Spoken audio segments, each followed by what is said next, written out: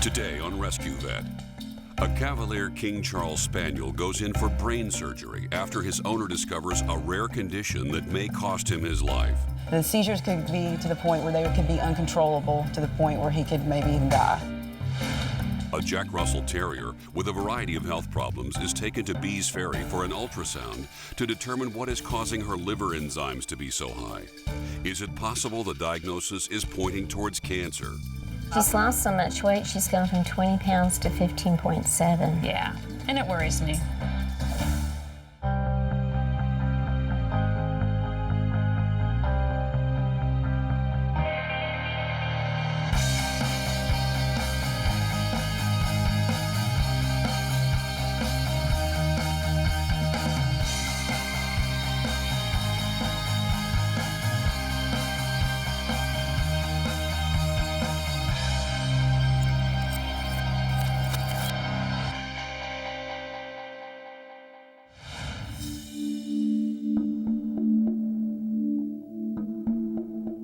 Dr. Stacy Bostian, a local veterinarian, has taken her 5-month-old Cavalier King Charles Spaniel putter to veterinary specialty care for a craniotomy.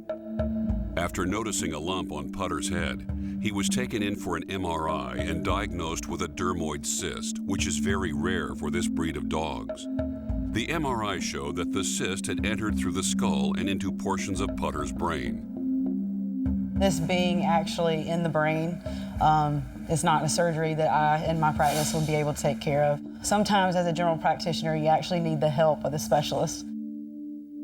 Today what we're going to do is do surgery to remove the abnormality along the skin and follow it along the stalk that will extend down through the skull. Today just kind of is going to tell me basically the quality of life that he's going to have from here on out. If we can go in and basically get the entire cyst, then that will give him basically a perfect life. If we can't go in and get the entire cyst, then he may be prone for seizures down the road. The seizures could be to the point where they could be uncontrollable, to the point where he could maybe even die. If all goes well with the surgery, Dr. Bostian will be giving Putter to her dad as a gift. After losing a family pet that was my dad's best friend, it was very hard for him to think about having another pet. They haven't had a pet in 15 years, so he's finally decided that it was time for him to have one of his own. She just didn't want to give them a puppy that had problems, so she just wanted to make sure everything was taken care of before they took him over and got extremely attached to him. I think it was very thoughtful of her. Good morning. How are you doing? Good. He looks good. He's all set for today? Yeah, he's doing well. All right, so I'll take him on back and get the IV into him and get everything set up, and then we'll be right back. Perfect. Come here, buddy. Before the surgery begins, veterinary technicians administer a sedative. Oh, buddy, I'm so sorry. That breaks my heart.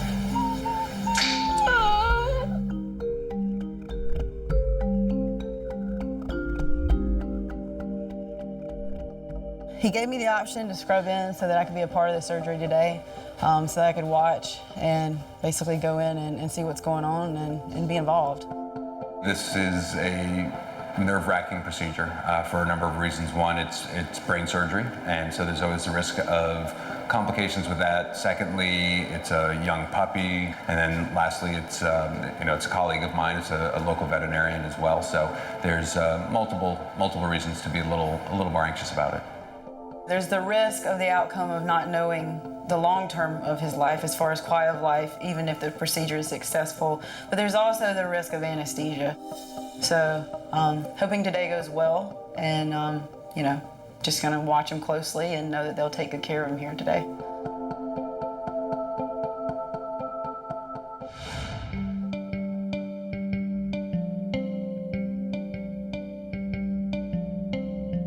A 15-year-old Jack Russell Terrier named Savannah, who has been a patient at Bees Ferry Veterinary Hospital since she was born, is brought in for a follow-up.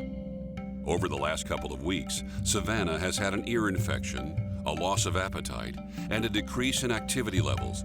She also has high liver enzymes, which can be fatal if not treated quickly. She has vestibular syndrome, which is what's making her head tilt. She has a lot of back pain, so she does move very stiffly. Savannah also has cataracts, bladder control problems, allergies, arthritis, stomach aches, is hyperthyroid, and has a heart murmur. She probably has more things than most dogs, but when you get to that age, things do just kind of start to mount. A year ago, her liver enzymes were very, very high. I mean, like 10 times normal. And so this year, her blood work is showing us that those liver enzymes are about 5 times normal. So not as high as they were before, but they're still pretty high. Well, the doctor's thinking it could be because she's on so many different medications because of her multiple medical issues and her age and her supplements, that she might have hepatitis. It could be a liver infection, or it could be cancer. Hello, how are you doing? I'm good, Dr. Singer. How are you? Good. To get a better understanding of what is causing Savannah's liver enzymes to be so high, Dr. Sanger goes over the list of medications that Savannah is on in hopes that some of them can be eliminated. Well, this is for her kidneys, heart. And this is to help keep her from losing her urine. So that's keeping her thyroid. Mm-hmm. Well, she's lost so much weight, she's gone from 20 pounds to 15.7. Yeah, and it worries me. And so today, part of what we're doing today is determine, is there another reason for her weight loss?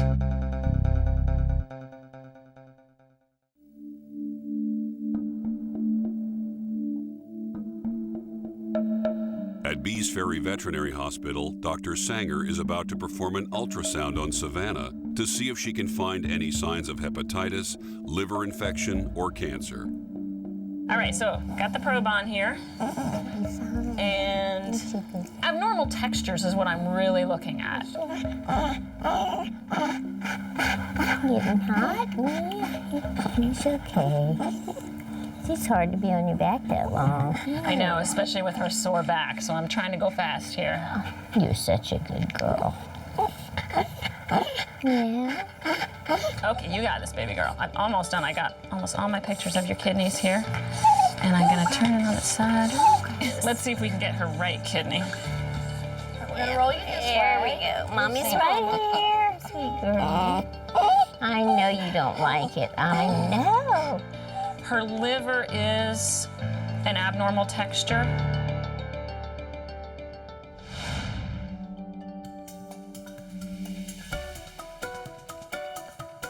Back at Veterinary Specialty Care, Dr. Brofman and Dr. Bostian are scrubbing in before performing the craniotomy on Putter. There's a number of complications that can occur with surgery. Worst case scenario would be that there is a lot of adhesions, that it's involving more than just the layer of tissue that surrounds the brain, but is actually invaded into the brain as well, which would make it much more difficult to remove. Anesthetic reactions, bleeding, there can be swelling within the brain that can potentially cause shifts within the normal brain tissue and can be potentially fatal as well. So that there's life-threatening complications that are possible here today. This is an unusual breed for this to happen. It's also in an unusual location. Usually it's along the spinal cord. Usually it's in what's called Rhodesian Ridgebacks as a breed. I'm only aware of one report of this in a dog on the top of the head. And in that case, it did not extend down into the skull. And based on the MRI, it looks like this one may extend into the skull and around the brain. And I'm just trying to be careful to minimize the amount of tissue that we have to dissect here to make it easier to close.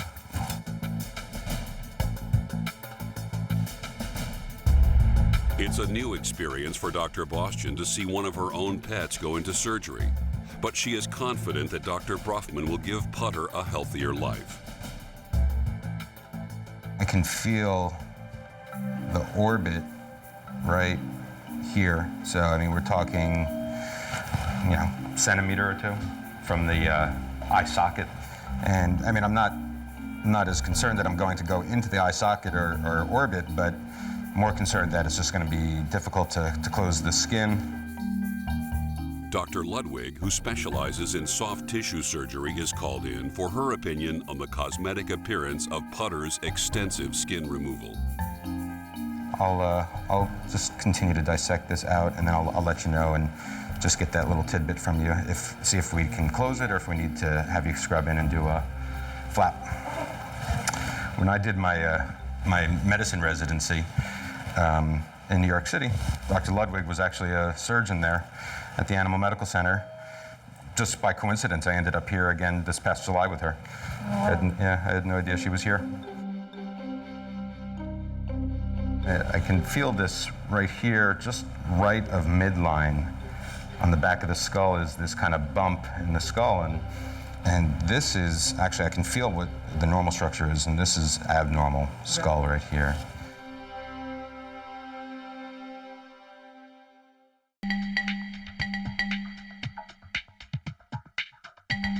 Dr. Brofman has noticed an abnormal structure on Putter's skull. Fortunately, it's not an issue to be concerned with. There definitely was an area of abnormal bone on the top of his skull. It doesn't seem like it will cause any type of problems. There again, it's probably just a birth defect and just one of those things, but it shouldn't have any long-term effects. So from what I'm seeing so far, I don't find an extension. I'm not completely done dissecting, but I don't find an extension of this into the skull.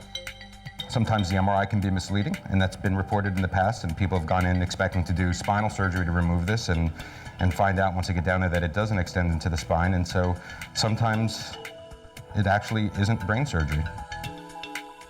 So it looks like this lesion is just going to be superficial. It's just going to be basically a skin cyst. So the fact that it's not going to go into the brain tissue is very exciting. It's something that I've been waiting months to find out. This means Putter is going to have a nice little scar on the top of his head, but hopefully there should be no after effects at all, and he should just live a normal life. It's always a relief to know that you don't have to do a brain surgery if it's not necessary. There's always, the excitement, and it keeps the day interesting to be able to do it, but if it's not necessary, I certainly don't want to do it, and I try to avoid it if I can. Given that the fact that this skin mass has just been growing and growing and growing, probably would have eventually needed to be removed anyway, and probably easier to do it now when it was still smaller.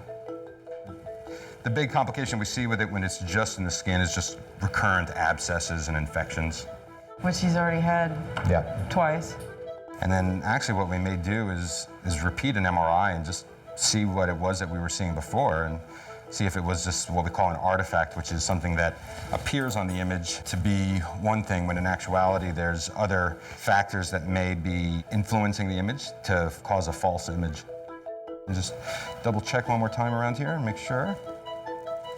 Feels pretty good. We're gonna go ahead and wake him up now, and just keep him comfortable, and you'll take him home today, I guess. And whatever you do. Yeah, I mean, if we're not, since we didn't do the brain part, I'm comfortable sending him home, and you can give like injectable pain medication at home if you want, or whatever you prefer. Putter will spend a few hours at veterinary specialty care as he recovers from surgery. In a couple of weeks, Dr. Brofman will do a second MRI to double-check that there are no underlying issues consisting within his brain. We didn't know how today would turn out, so it was a pleasant surprise in that we didn't actually have to go in and find anything in his brain. So his quality of life should be totally normal. He's going to be a happy and healthy puppy. There's definitely a bond there that I've had with him for the last several months, but to know that I can give this gift to my dad means more to me.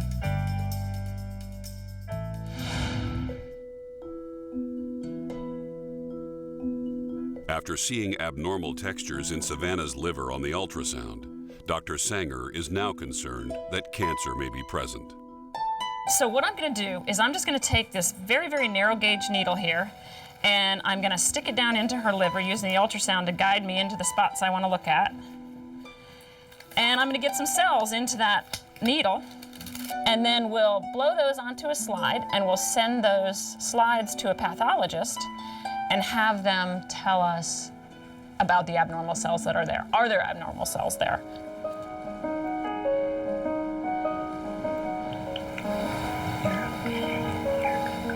Take a little prick and we'll be all done. That's a nice sample, right where we want to be. Got it? There we go. Okay. I'm gonna let you go. I'm gonna let you take her home.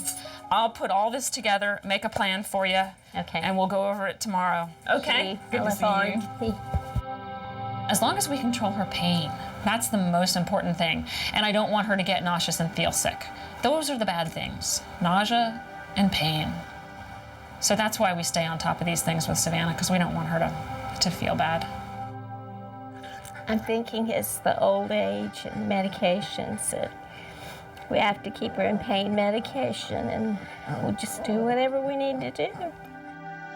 Savannah's our little girl, so we'll get whatever treatment she needs, mortgage a house again or whatever. This is a dog that literally grew up with this hospital. And this hospital is only 18 years old. And I mean, that's a special thing when you can take a dog all the way from puppyhood through their very old age. And usually we take them through death as well. I'm gonna cry. I mean, so we've known these clients for a very, very long time, and they just become part of the family.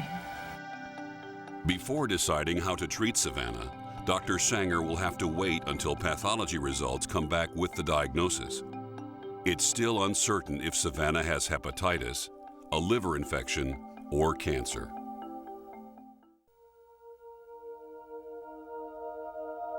Two weeks have passed since Savannah had an ultrasound and blood work done. Thankfully, no cancer was present in the pathology reports, but it did suggest that the medications were causing the high liver enzymes. However, it is uncertain which drugs are causing the problem. We were afraid she was going to die, we were going to lose her or something. We weren't ready for that because she's been our baby for almost 16 years. And we're just trying to get her off as much medication as possible so her liver can heal. We're just real thankful. I stopped 5 of the medications that she was taking. Some of them were for allergies, one of them was for her arthritis, and we just tried to get all of her doses down to as low as possible. So today, 2 weeks later, we're gonna check her liver enzymes and see if they are decreasing now that we've made those changes. Hi, honey. How's my girl? Come say hello. She's gained a pound. Yes, in 2 weeks. I'm so glad. I know. We've been praying hard for her. Here's Savannah, have a cookie. All right, well, let's take you up on the table and we're gonna take a look at you and then we'll put everything all together. Savannah gained a pound since I last saw her, and that's in 2 weeks. And that's really good. Her liver function had just decreased to the point where she couldn't even keep weight on. What about any evidence of more pain since we reduced some of her medicine? I think she's doing pretty good. Okay. All right, let's listen. Oh, right on cue, huh? Got a hairball? Yeah.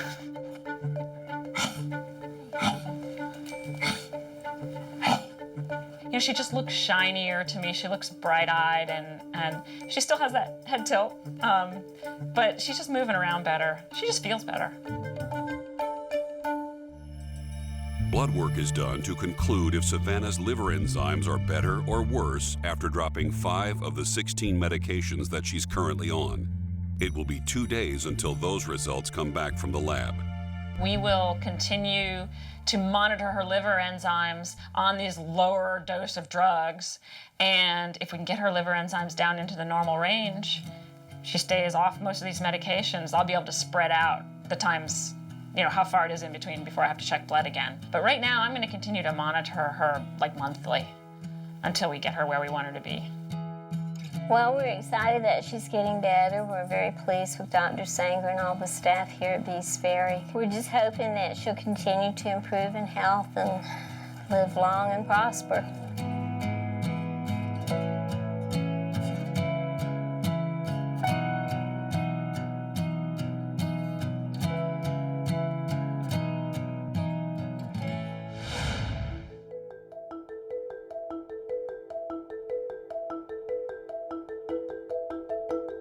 It's been 2 weeks since Putter's surgery. His incision has healed and he's back to his old bouncy self. Today, Dr. Brofman will repeat the MRI to see if there is anything else to be concerned with. I'm going to stay today to go in with Dr. Brofman to watch the MRI and to see if there's still something there or if it's truly an artifact in the brain. And hopefully that's the case, which means Putter will be a perfectly normal pup. So how's Putter doing? He's doing great. He didn't have any problems after surgery. Incision healed well. Good. I don't think the biggest part was keeping him quiet. Yeah. Okay, good. Yeah, just a little lump there.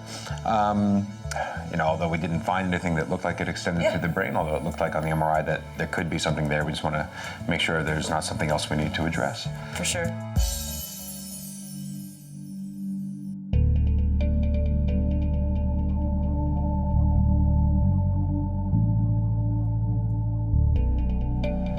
So here's where it was outside of the skin, right here. I'm not seeing anything real obvious that, you know, it doesn't look like we're seeing what we saw last time. So certainly I'll send it to the radiologist to see what she thinks, though. It's good. So far, the images look perfectly normal, and what we saw a couple months ago is not there. So I think that with those findings, he's pretty much in the clear, and I don't think that we'll see any problems in the future. We're not going to have to do anything where we risk damage to the brain, and so it's a very good thing for Putter. We're going to send off these images today to the radiologist just to confirm that everything is fine, and then he should be going to his new home next weekend to my parents. I'm happy for him to know that he will lead a perfectly normal life. It's not every day that I get to come over here and be involved in this, so to be here and to work with him and his staff, they're phenomenal. And I get to now go back to my clinic and pass that on. So when I send people over here, I have the utmost confidence that their animals, and as well as them, they're going to get taken care of.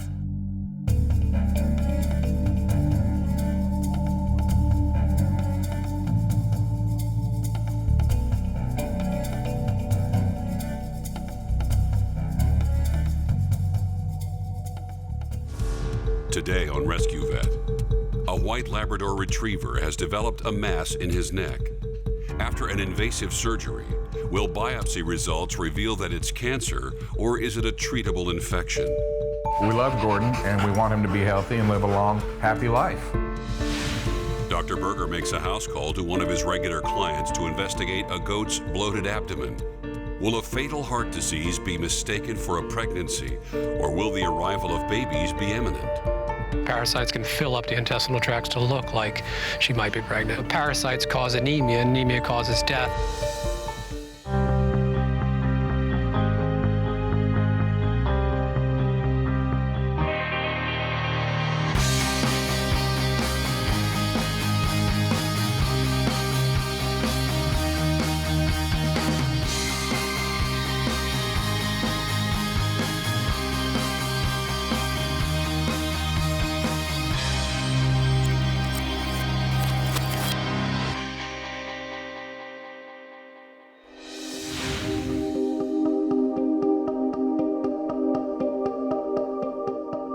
Anthony Sitton has driven 2 hours from Florence, South Carolina to veterinary specialty care with his 5-year-old white Labrador retriever, Gordon, who has developed a lump on his neck.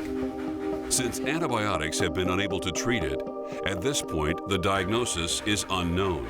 He's developed a mass in his throat, and we've taken him to the vet that we have at home in Florence, and they've done a couple needle biopsies and weren't really able to determine what it was.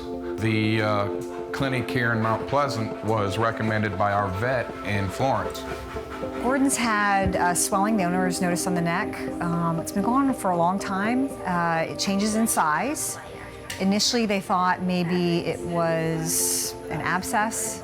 He has a history of being bitten by a snake in that area, but it's not been responding to antibiotics. So now they're worried that it's either some deep infection, there's maybe a foreign object there, or unfortunately that it could be cancerous. We love Gordon, and we want him to be healthy and live a long, happy life.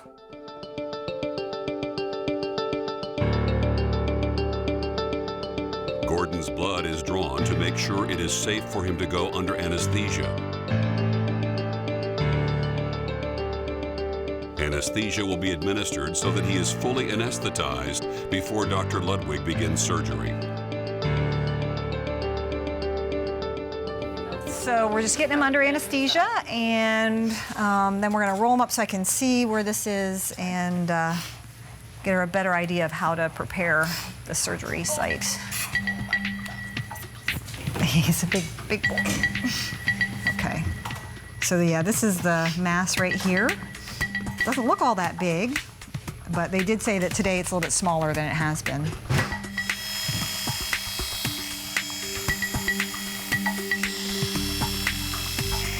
right, I think that's gonna do it.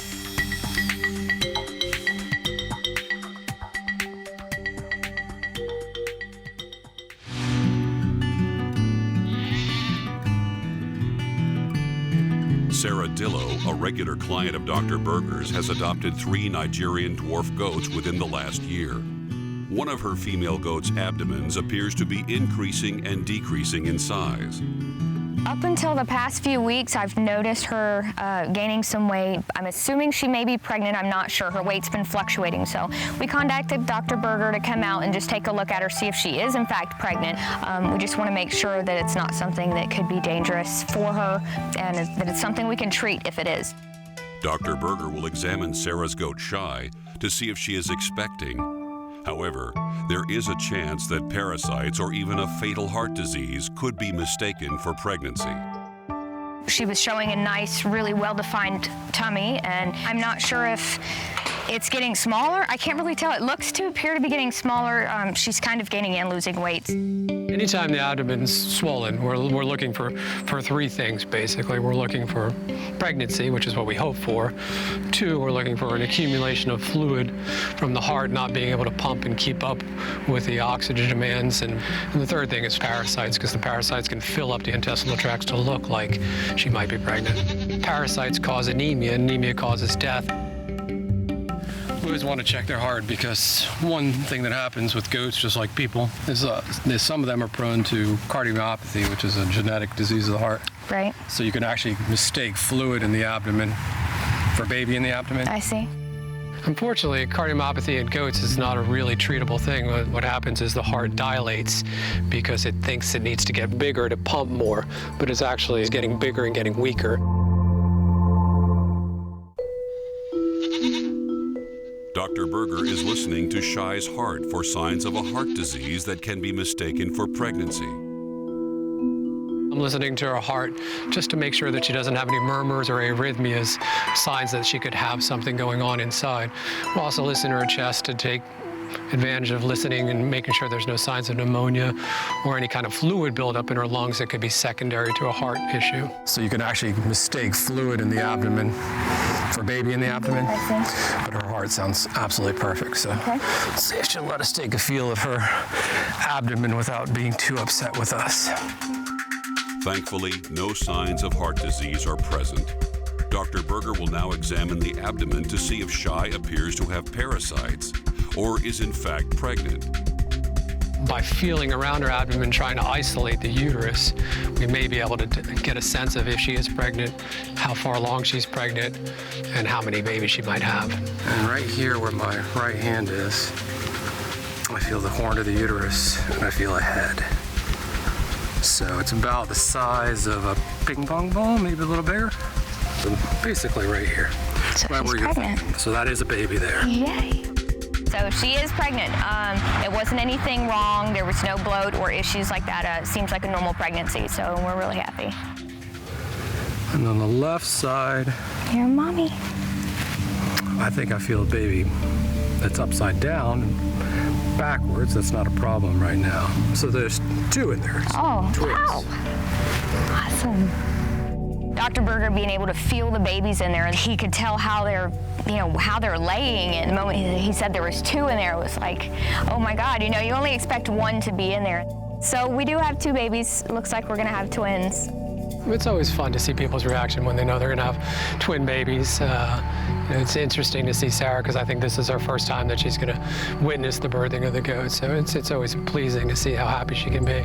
Now, should I separate her from everybody before she has the baby? I would. Okay. Yeah. I mean, obviously he's still somewhat interested in her. Right. He did recommend that a couple weeks before she's due, we separate her because they can become aggressive towards the end of the pregnancy, and we just don't want any harm done to the babies. In addition to keeping the father away from Shai during the last few weeks of her pregnancy, Sarah will have to monitor her to make sure there are no other complications before or during birth. If she were to have a miscarriage, we would contact immediately, and in that case, it would be an emergency that we'd get her seen. The really big thing is, straining to have a baby and nothing coming out. So if that happens, more towards the time or up to 2 weeks early, that's an emergency situation. Okay. We'd have to come out and either do a C-section on her or help you pull the babies out. She could, go into labor, and we would need assistance on getting the babies out. So I'd have to call Dr. Berger and make sure that everything was okay. I'd be terrified if we lost the babies, but first and foremost, I want to make sure that she's okay. Oh, I'm so excited. Gonna have twins, I can't believe it. I had no idea. We're gonna cross our fingers, hope everything goes as planned and that the babies are healthy and that they're born healthy. They say goat gestation is 3 months, Right. 3 weeks, 3 days at 3 in the morning. Right. I don't know why, but they always have their babies in the middle of the night. That's what I hear. The babies feel like they're about this long today. So at the time of birth, the babies are about 1.5 inches longer. So my estimation is they have about another month to go. I'll be calling Dr. Berger as soon as the babies are born. I want him out here to see them, to check them, make sure everything's okay, and we can't wait. We're so excited.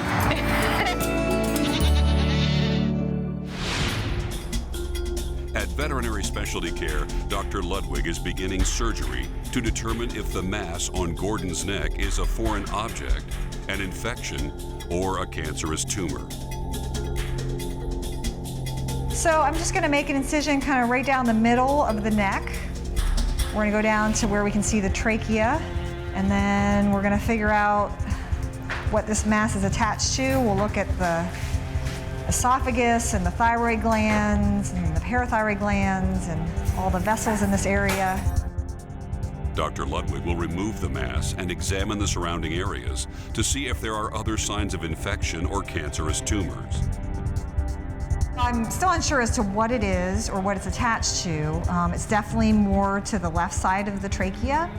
And I've seen everything kind of on the right side, the glands and the trachea nerves on that side, they all look fine. I haven't seen the thyroid gland on this side. I haven't seen the esophagus yet, so we're still just kind of working around, carefully getting our way down there.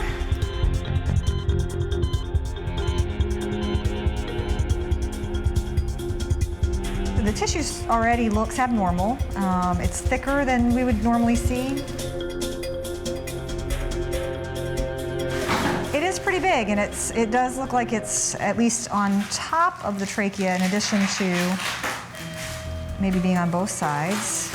Not only is the tissue thicker than normal, but the size of the mass in Gordon's neck is also cause for concern. What seems like that mass is out. Once I get everything closed up, I'll go ahead and section into it, see a little bit better what it looks like. And now I'm just kind of going back through, just palpating, making sure that I haven't missed anything.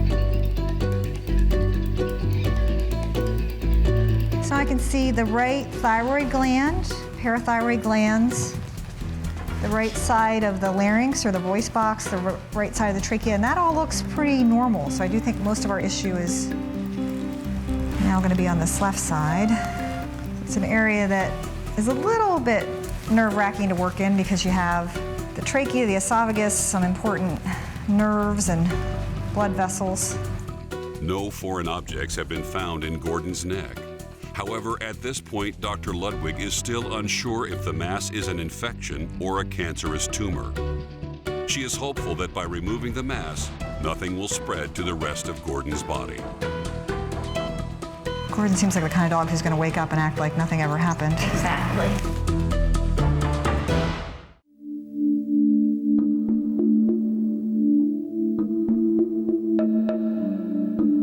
It's been an hour since Gordon's surgery, and he is already awake and alert.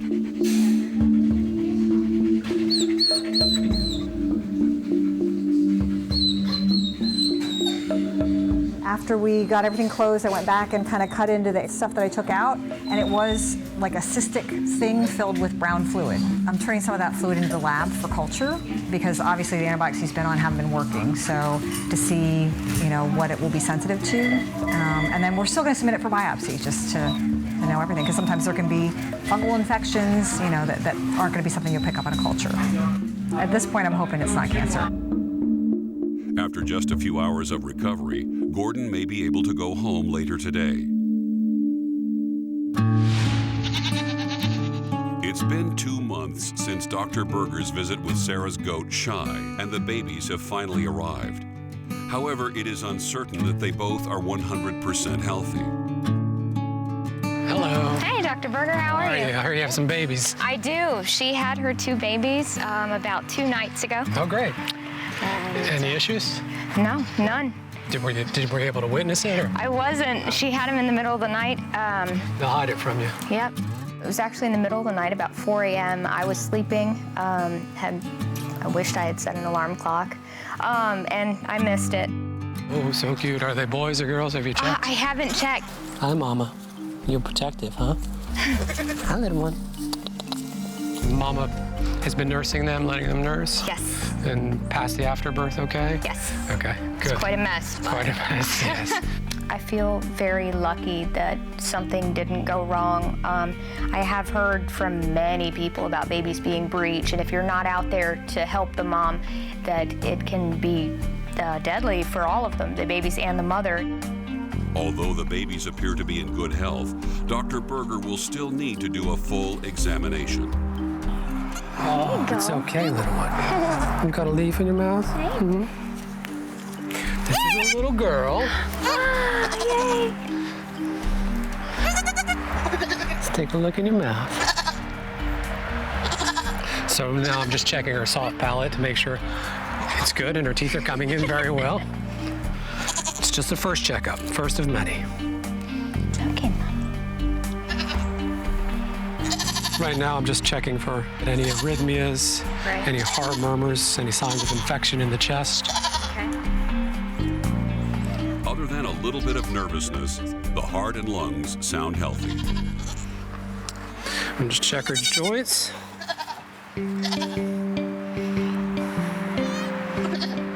And umbilical cord looks good. Let's take a look at this one. This one is also a girl. 2 girls. No boys. That's exciting. It's all right. It's okay. Let's take a quick look.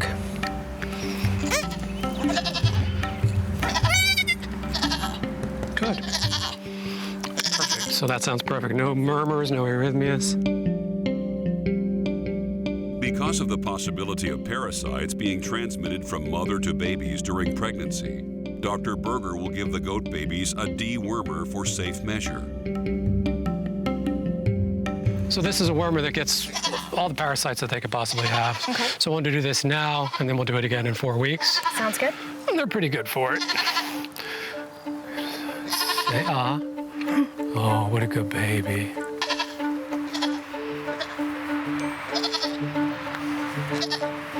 Okay, little baby.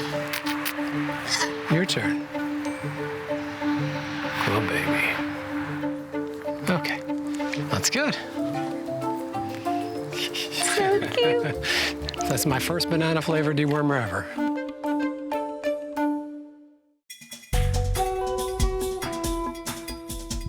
After a full examination, both the goat babies are signed off on a clean bill of health. Okay, Mama, here you go. So 2 really healthy babies. Awesome. That's really nice. Exciting. I absolutely adore them. They are the cutest thing in the whole world. I'm just happy that they were healthy, and when I walked out there and saw them jumping around, and I was just overjoyed. It's amazing to see something this beautiful born, I mean, it was a miracle.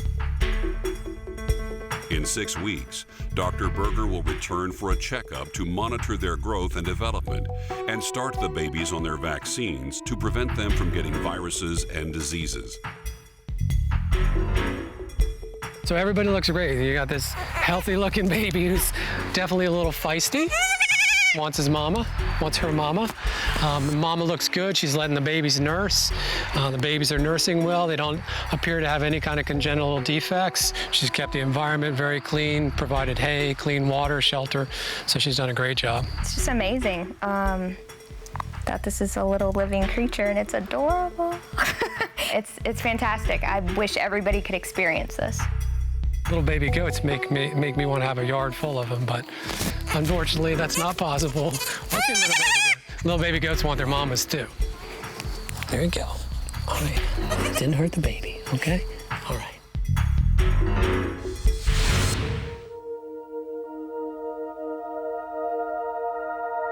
After a remarkably fast recovery from surgery, Dr. Ludwig has decided to send Gordon home with his owners. So I'm going to talk to the owners about how the surgery went, what I found, and we're basically going to have to wait for the results of the biopsy and the culture, but right now I'm hopeful that it's going to be something infectious, inflammatory, not necessarily cancer, but we're going to have to wait about a week to find those results. Okay, you ready?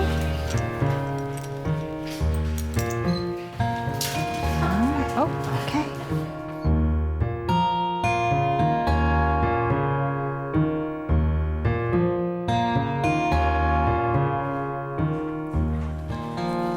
Hey, Gordo. Hey, Gordo. There he is. Oh, Kevin.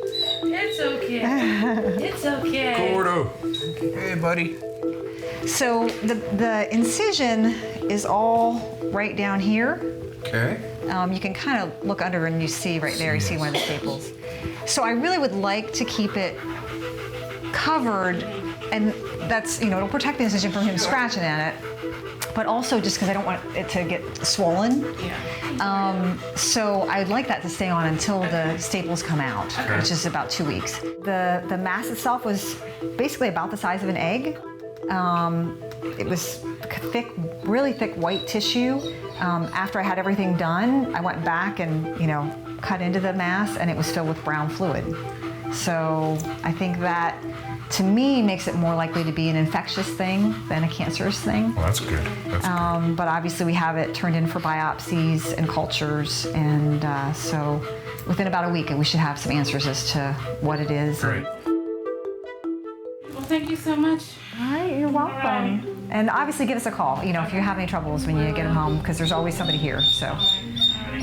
But I think the only trouble we're gonna have is keeping him quiet. That's right. Yeah, and that's his thing anyway. He's the whiner. Yeah.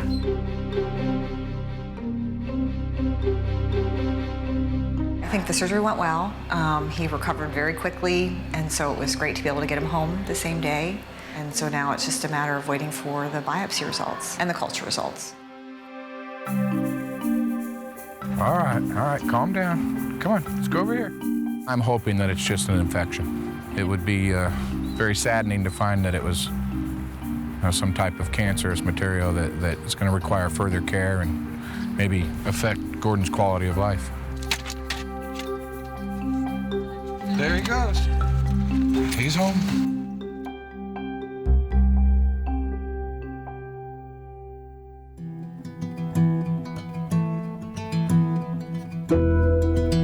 There's no cancer, it was all infection.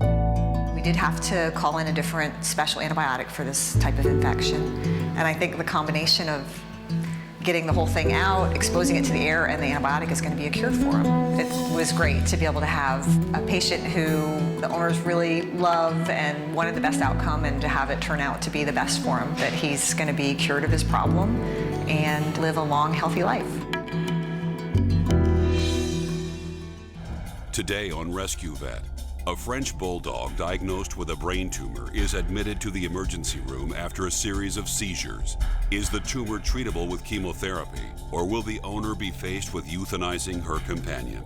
My concern is that it's starting to come back now, and that we're starting to lose the battle. A cat with a foot infection is taken to Bees Ferry, but after further examination, will it result in an amputation? The infection can get into the bloodstream and create sepsis, and animals can die.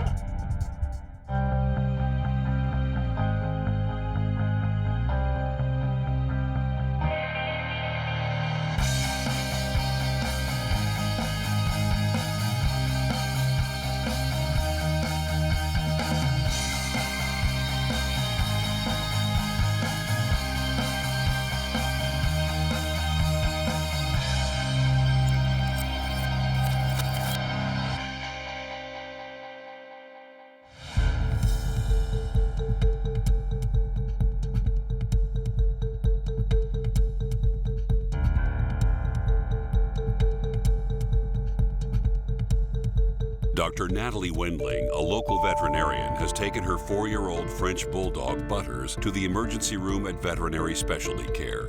After being diagnosed with a brain tumor called glioma several months ago, Butters has been battling a series of seizures. Recently, they have become uncontrollable. Butters is a patient I've been working with now for a few months, and presented to me initially for seizures and some weakness. We did an MRI. Even though he's such a young dog, he's only 4 years of age, it did look like there was a tumor in his brain. So we sent him down to the University of Georgia Veterinary School, where they were doing a special trial, drug study, and they did surgery to remove as much of the tumor as possible, and then inserted tubes to directly inject chemotherapy into the tumor. And what we've been doing over the last few months is follow up serial MRIs to see how the tumor is progressing and how it responded to the chemotherapy. The foundation that's funding all of this is called Boo Radley Foundation, and Ken Johnson is the founder of it, and his dog actually had a brain tumor, and so he's very adamant about wanting to find a cure for this. And not only is this helping dogs, but they want to try the same drug that they use on Butters in humans. With the support of the Boo Radley Foundation, the University of Georgia, and Emory University, Butters' initial prognosis of 1 to 2 months has extended to 3 months. Initially, after the surgery he had down at University of Georgia, things were going very well. His seizures were well controlled. He was returning back to his old self. But recently, over the last week or two, he's been having more and more seizures and becoming less personable. Our concern is that although previous MRIs had shown very good tumor control with the chemotherapy, my concern is that it's starting to come back now and that we're starting to lose the battle. Right now, he's been sedated before his anesthesia, and we are going to be doing an MRI, a follow-up MRI today, to see if there's any tumor regrowth to explain the seizures that he's having again, or if it's just a continuation of his prior seizure disorder associated with the tumor that was removed. So we'll know a lot more later today.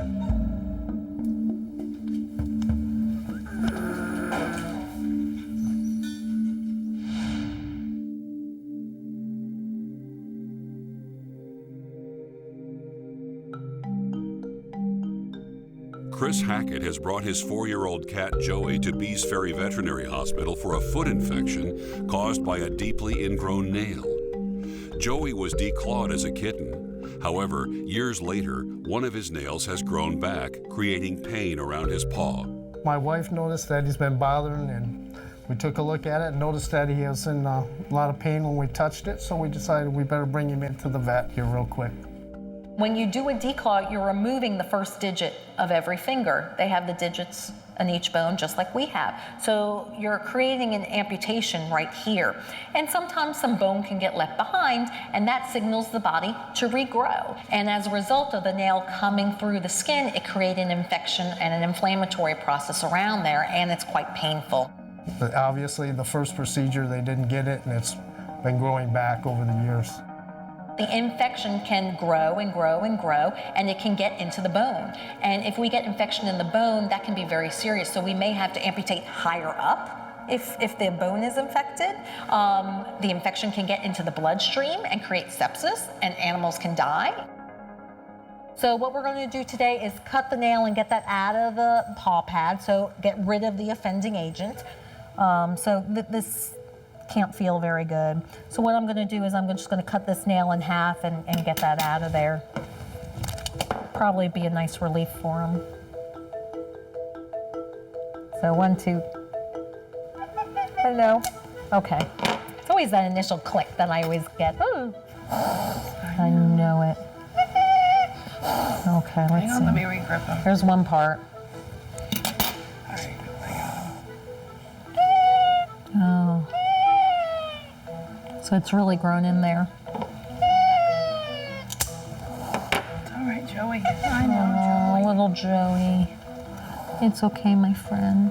Hold on. All right, let's see what we can do about this.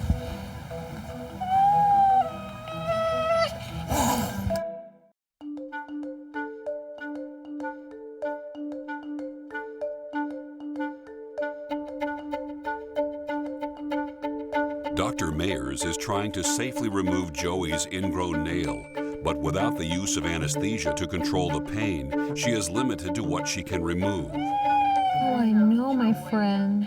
Seeing any animal struggle really hurts you, and I think that's why I stopped abruptly once I saw him struggling, because we're in this profession to heal and to prevent pain, and once I noticed that we're in pain, that obviously doesn't sit well in your belly as a veterinarian. So luckily, we can give a lot of things, but to investigate that deeper, anesthesia is going to be warranted. I think this is the best we're going to be able to do. I'm going to shave all the hair around here and really scrub this up. But I think that's the shortest. But you can see all the skin has ruptured. It's a real mess. He's shaking because he's really nervous. He's got pain medicine on board already. Let's get all this hair away from here. Oh, it's sensitive. And you can see his paw's pretty swollen too. We're just getting the hair away so we can have a cleaner working surface. Oh, I know, my friend. Hey, let's see how that looks, my friend. Let's see. Whoa, so let's scrub that up. You can see how swollen it is from here to here. We're gonna have to go in there surgically and clean this bone out anyway. Joey's nail is so deeply ingrown that surgery will be necessary to fully remove the nail. To get him through the next few weeks before his surgery, Joey will be put on antibiotics, anti-inflammatories, and pain medication. He ate this morning, so you really want to prevent general anesthesia when they ate, but this isn't a surgical emergency. So to stop everything that I'm doing to go right into surgery to heal this foot, that can be scheduled during a surgical day when we're prepared for this.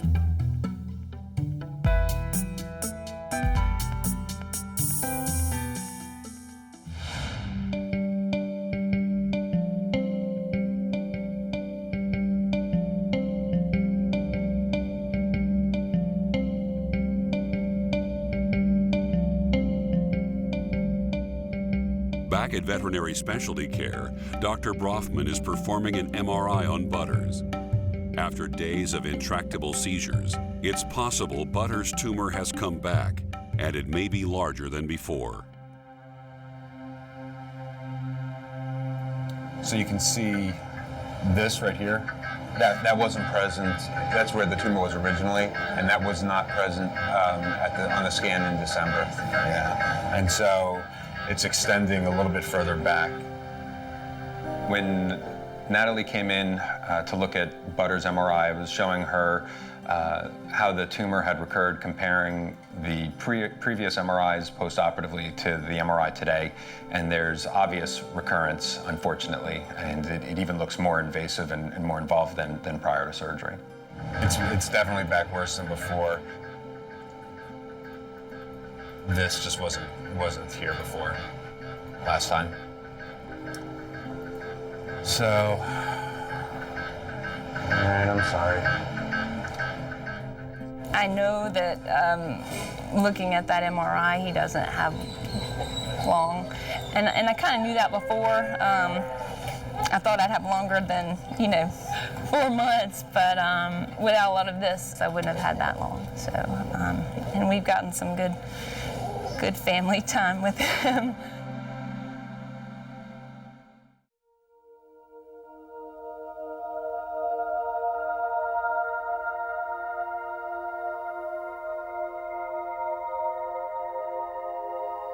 Surgical technician Lori Brothanek monitors Butters while he comes out of anesthesia. Because Butters is prone to seizures, it is essential a watchful eye is kept on him. We're just waking him up. He's on oxygen right now. I'm monitoring his heart rate and his SpO2 level, and just gonna wait for him to wake up. The brain tumor's gotten bigger, which is not very good news, so we'll see what the owner wants to do. She may be putting him to sleep.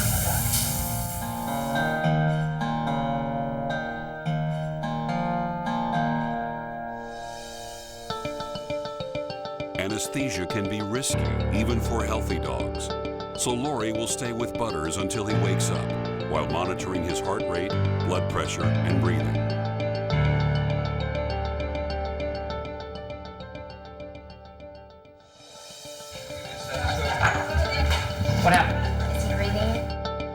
Butters had a post-anesthetic complication in our recovery unit where he stopped breathing and his heart stopped. And my suspicion is that it probably occurred secondary to a lot of pressure on his brain from the tumor that can cause compression and affect the parts of the brain that are responsible for controlling your heart rate and your breathing.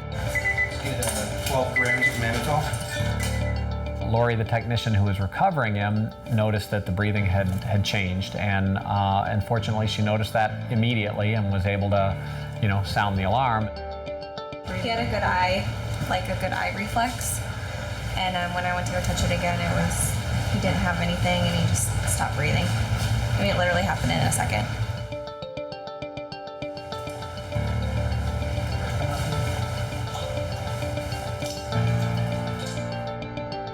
Finally, a heartbeat is detected, but Butters isn't out of the woods just yet.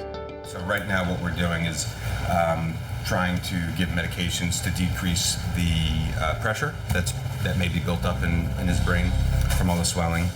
And I mean, he's got a good blink reflex and he's doing okay right now. It's possible that this is seizure activity, but I think it's almost more like it's shivering. He feels warm. Do we have a temperature on him? Yeah, I just got it. It was like 95. Okay. Kind of getting sensation back. And yeah, I mean, he's got a good blink reflex. Just means he's responding somewhat. So yeah, he's just shivering from a low body temperature. Good job, Lori. Good being on top of that. After everyone's nerves have calmed, Dr. Brofman administers a drug called mannitol to decrease the swelling in Butters' brain. This is certainly not something that's good, and it makes me concerned. You know, his heart rate started to go up. His heart rate started to go up Yeah, right so I before thought maybe he was, close to getting, awake. The other possibility is that he may have had a seizure, and sometimes they can stop breathing during the seizure. The heart rate can go up, it can even go down. At times it usually goes up. So now he's starting to breathe on his own now, so that's a good sign. You can see the bag moving. Thank you, Liz. And so this is just measuring his oxygen levels in his blood. So pulse ox, this is the percent that his oxygen is saturating his blood. So 100%, obviously he can't get more than that, so that's good. And then the 120 is his heart rate. Butters is now stable, but he is still at high risk for seizing again.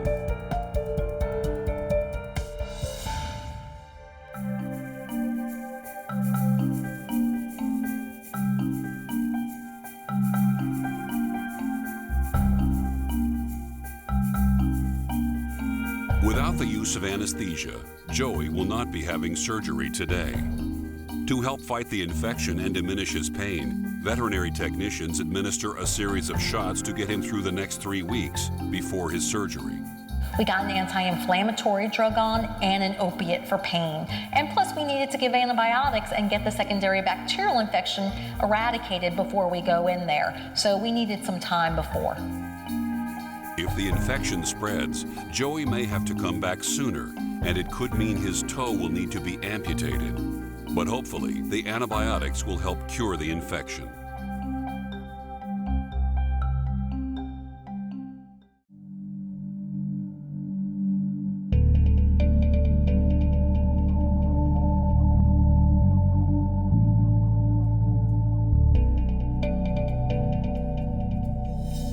Three weeks have passed since Joey's initial procedure at Bees Ferry.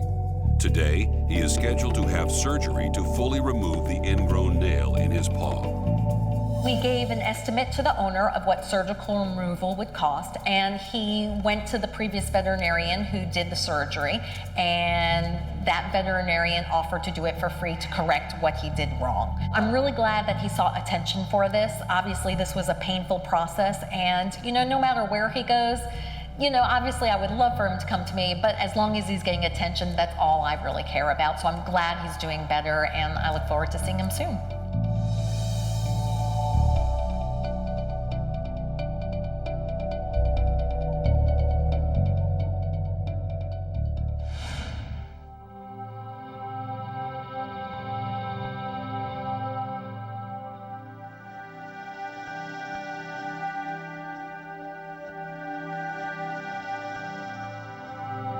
After a near-death experience, Butters is slowly waking up from anesthesia and is beginning to breathe on his own again. So his temps getting back into normal, and so that's good because his brain is like, oh, you know, it obviously regulates all that, so it's coming up. So maybe he's gonna wake up for us. You want to leave him here another 24 hours? You want to take him home and see how he does? You can always bring him back if you need to. Yeah, might come back this afternoon and get him. Okay, yeah. We'll see how he is when you're off work. Yeah, if he's gonna start seizing again, it's just gonna make me cry. Yeah. And I won't be able to. Yeah. Hey. But yeah, I mean, that's what are you doing? the brightest I've seen him looks in the last few days, so. Yeah, he looks pretty good. I mean, relative, you know.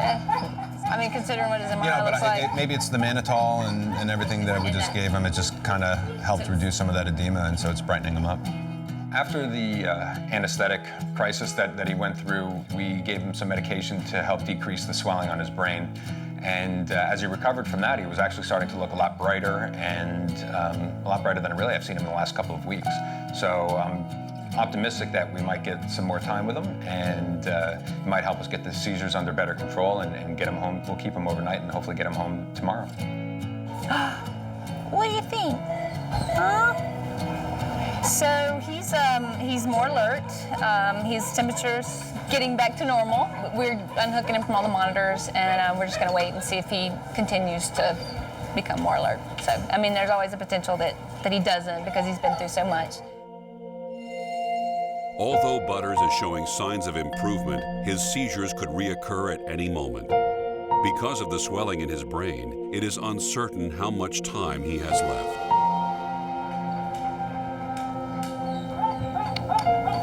He seems a little more out of it. Yeah, he is. Unless he's just tired.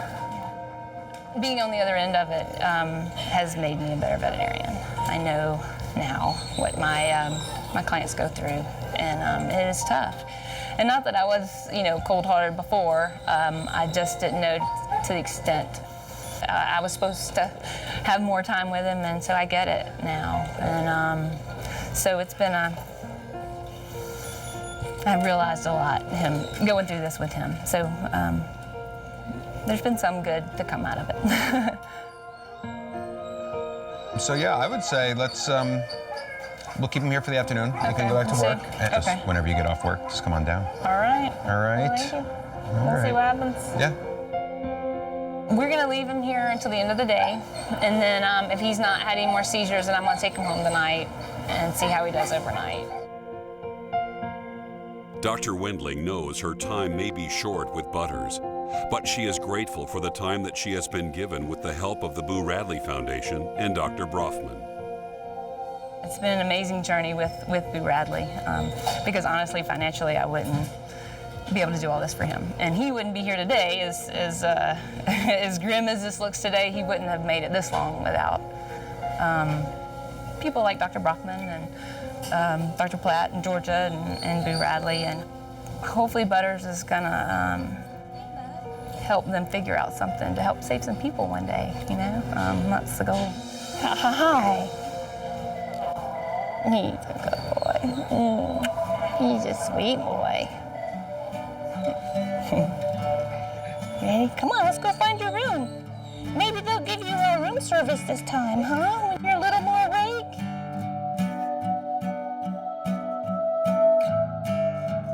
Right now, I think that his biggest challenge is overcoming these intractable seizures. And if we can't get the seizures under control, his quality of life is not going to be adequate, and she may have to make a tough decision.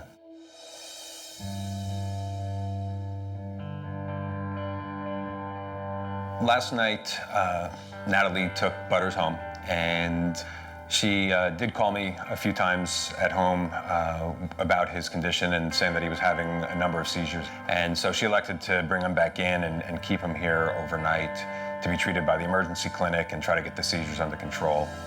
This morning, she elected to have Butters put to sleep. It's always upsetting for us as veterinarians, and also for the owners to have to make that decision. If they're not enjoying running, sleeping, eating, being loved, then sometimes I really think it can be the biggest act of love they can choose for their pets.